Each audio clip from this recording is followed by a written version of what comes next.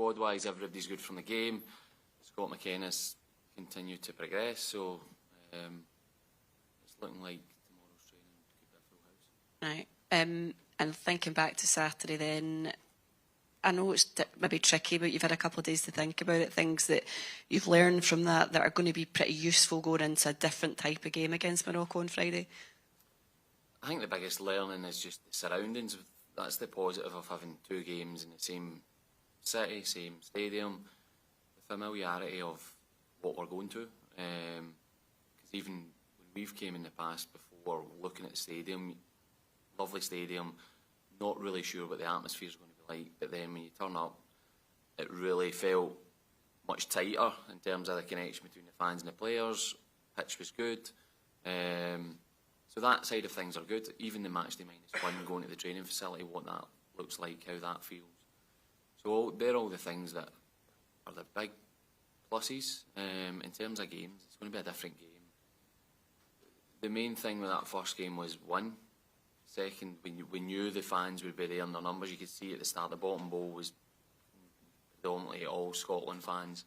It's about harnessing that. I think that with it being so long, with it being the first game, there was a nervous energy, I think, for sure. But I've played and been a coach in many games. That nervous energy's been there, and we've not stood up to the challenge, and I think we did. It wasn't our best performance. If you look at Bolivia the week before, that's what we aim for, but we'll take 1 game, 1-1. Talk to us a wee bit about the change in Steve. I know he's been very open about this as the kind of new Steve Clarke. In the short time that you've been with him in this kind of setup, have you seen a change in him, even from the last few months going into this? On one hand, yeah. On the other hand, he keeps everybody on their toes inside the camp. So day to day, he's demanding.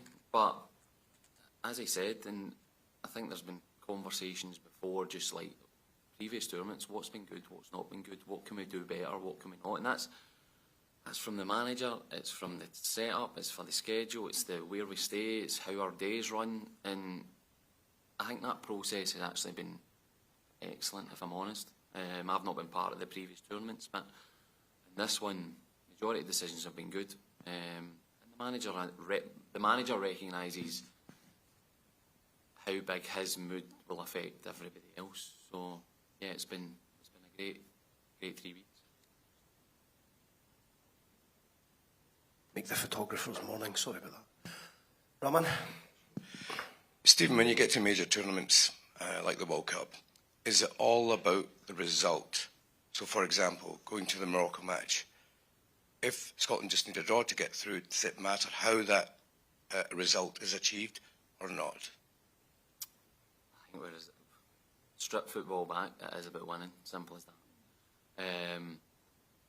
But when you've got elite players and a group that have been so successful, then you demand more, you demand a performance, you demand, as individuals, they demand scoring goals, defending clean sheets, getting assists, so that extra demand's always going to be there within.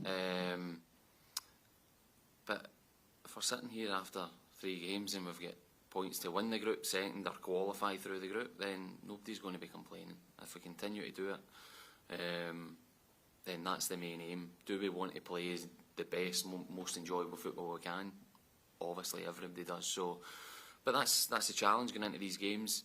But the first game, the second game, the third game, every one of them will be totally different, and that's what we've done from watching the teams that we're going to come up against. And just on that, then, if you and Steve decide that there's going to be a change of shape for the Morocco match, do you believe that the players will be comfortable in this time to adapt to that? Again, with the manager, I think in his whole time here, he's played numerous shapes, numerous formations, players in certain positions. I think the one thing that's shown from the group is they understand. They understand ultimately what we want out of possession, regardless of who's playing where or whatever shape is, and that shows the quality of player that we've got. But it's not. Since the manager's been here, there's not going to be a drastic change from one extreme to the other. Fundamentally, we want the same things in and out of possession, and then on top of that, you want your quality shine through with the players that we've got. Last one from you, Stephen. Tartan Army have taken over Boston. There's a lot of love for them from the Americans. I've just noticed, have you ever been on social media to see any of these videos that have gone mental with a lot of love for these guys? If so, what stood out? You don't need to be on social media to see it. I think we've had first-hand, again, going back to the schedule and where we're based, how we see each day leading to the game after the game. We've seen first-hand how amazing a country we are, if I'm honest. And I think that's been a big change in terms of we've embraced that, right, we want to be part of that experience. And I think for the players, we go into the Boston a couple of days early. They're roaming about the city at certain points, seeing fans. So the connection for me has been as good as it's been. There's not trying to stay away from it, but there's also a bit of respect on the side that the players have got here to do a job. So the last 3 or 4 days in Boston have been brilliant. First hand, you've seen how many Scottish fans are there, but then on top of that, every local that you speak to have only got brilliant things to say about us. So it's amazing. Long may it continue. Stephen, where do you feel then, given the opposition we're about to play, Scotland need to improve, and how much of a level is this that we have to go up to get something out of this game? Well, some aspects we need to improve, but some other aspects we just need to stay where we are because we've been brilliant.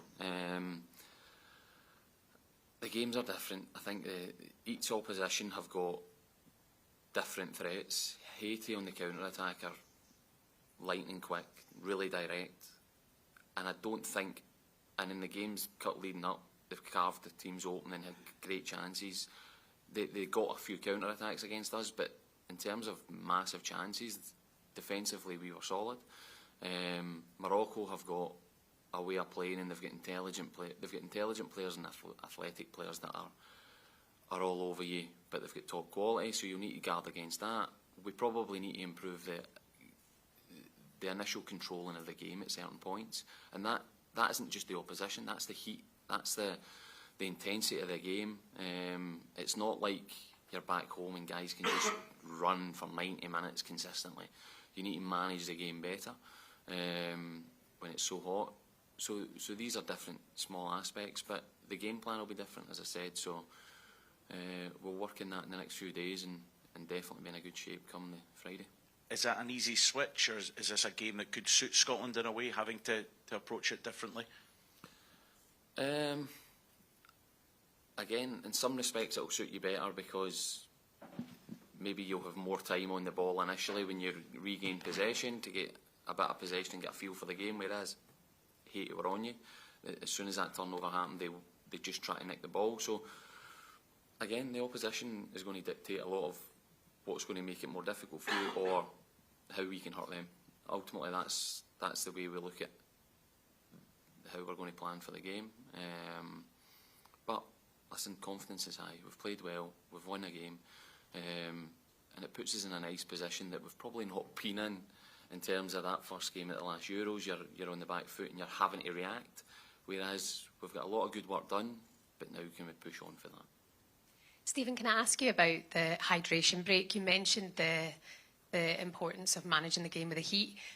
How important was that hydration break for Scotland, for Steve Clarke? Because the goal came shortly after that. Yeah, on one hand it's good because you get that first 20 minutes, you feel the game, you understand what they're doing, what we're doing, what could we do better, so it's a great opportunity to get information onto the players. I do think it does break the game quite a bit, the intensity, the tempo of the game, which is a challenge, and we've actually looked at that in our friendlies, that how are we after each water break? How can we get back up to the level we're at? So again, it's different. It's splitting the game up into four sections that you will have to have different information at certain points. So yeah, it's been slightly different. Okay, can we move on to the embargoed written section?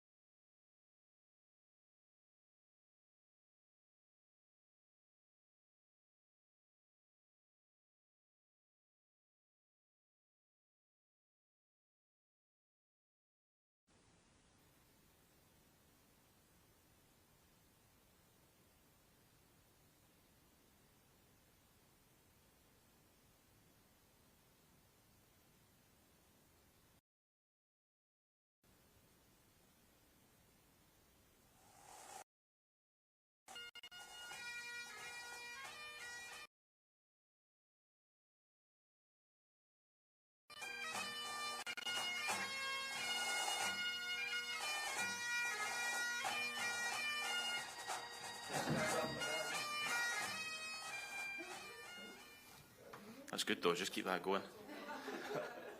Everyone good? He doesn't really need an introduction, but this is Ben Gannon-Doak. Take it away, who's first? Ben, how are you and the players feeling after that performance? Must be a happy place. There's a good buzz about the place. I think now that we've recovered a wee bit, it's always hard to get to sleep after a night game, especially when the crowd was the way it was. So there's a good buzz about the place. Stephen Naismith, when he was in there, talked about a nervous energy ahead of the game. Did you feel that yourself? Did you experience that?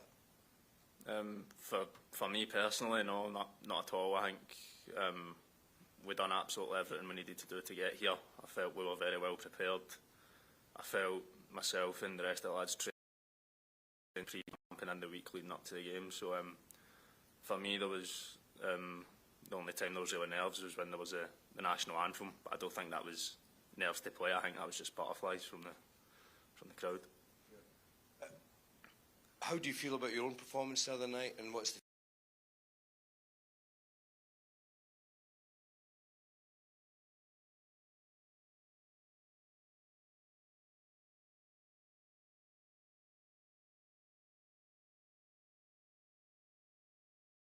on both sides of the game? But listen, it's not about me. It's one of the lads who started came off the bench. We're absolutely top draw, and I think we deserve to get a result after of no being here. So it's a good way to start.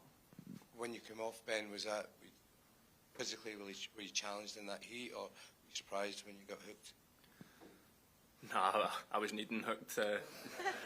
Both my calves decided to leave the stadium before me, so I cramped up a bit. So I was more than happy to make way and get my backside on a chair.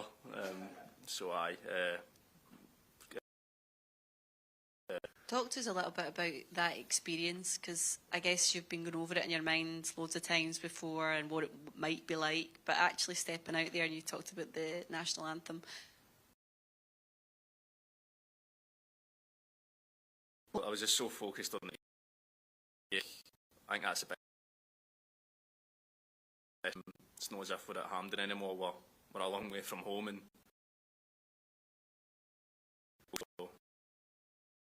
goosebumps when I was standing around that centre circle. What does that actually do to help you when you see that, when you feel it? I'm sure I've seen the posts on social media and everybody kind of talking about how much the fans have been enjoying themselves. But what does that actually do for you? Does it really give you an edge? For me personally, in the lead up to the game, I've got my phone on Do Not Disturb. I don't want to see any of that. I think the more you hype up a game, you can kind of let the occasion get to you. I think it's better for me just to take a step back and realise I've been playing footy all my life. It's not any different from playing at the park. Obviously, that is different, but that's just the way I need to think about it to be prepared. But when you're there and you're in the moment and you hear them, does it help? Of course it does. Aye. Obviously it helps when you see all the support from back home, from your mates, from your family, and then obviously in the crowd as well when they're that vocal and obviously that passionate. So I think that can kind of come out in the performance. And what extra, if any, motivation does that give you to do it again? Does it make you feel like, right, let me just get back out there again? Of course. Like there's no better feeling than winning at anything, whether that's at footy or whether that's on the PlayStation or whatever. Like the best feeling ever, and there's no better feeling than winning for your country. Ben, what was the biggest thing you learned about playing at a World Cup, and what do you need to take into the next two games given the strength of the opposition? That every team deserves to be here. I think not in our camp, but I think back home there was an element of underestimating Haiti, who we played the other night. But listen, every team who's here are a good side and they have good qualities and they can put you under the cosh. And I felt we showed that we were equipped to deal with that. We know how good the next two opponents are, and we are very confident that we can go into those games and hopefully get a result. It's just up to us to go and do what we need to do.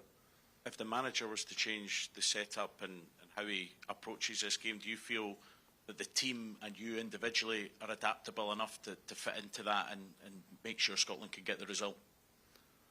Of course. We've got a very experienced squad with a lot of very, very accomplished players, and I think a few of the older players have said in their interviews and stuff as well. It's a Scotland team who have been through a lot of ups and downs, who've been through a lot of rubbish and a lot of highs as well. And I think now is probably the most prepared we as a squad have ever been. Me personally, luckily I've not actually been there for a lot of the lows, but it's a very experienced squad who have won things for their club and who have been through the highs and the lows and playing in a Scotland shirt. And given that then, in terms of your mentality, do you have to be ready if the manager's to change it then, make an impact from the start, but if not, come on and make an impact as well, given the magnitude of these two games? Listen, I'm not bothered whether I start or if I'm on the bench. I just want Scotland to win. If the gaffer thinks the best way to do that is for me to have an impact off the bench, then that's what I need to prepare to do. But the gaffer's decision is the gaffer's decision, so honestly I don't really care whether I play or not. Obviously I'd love to play, I love playing football, but I just want to see Scotland win. Ben, you mentioned having the phone on Do Not Disturb, very healthy, but how can you block the outside noise, and are you ready to take on the world by storm, because there's a lot of people back home in the media really focusing on you now? Well, I think I said earlier that it's not about me, it's about the team. It's good getting the credit and good getting some praise after doing well, but it's also very easy to get called rubbish after you've not played well. So it's not about me, it's just all about doing the job that the manager wants me to do, doing the job that helps the team, and if I can be that focused on the game, the outside noise blocks itself out. Move on to the embargoed written section. That's everyone.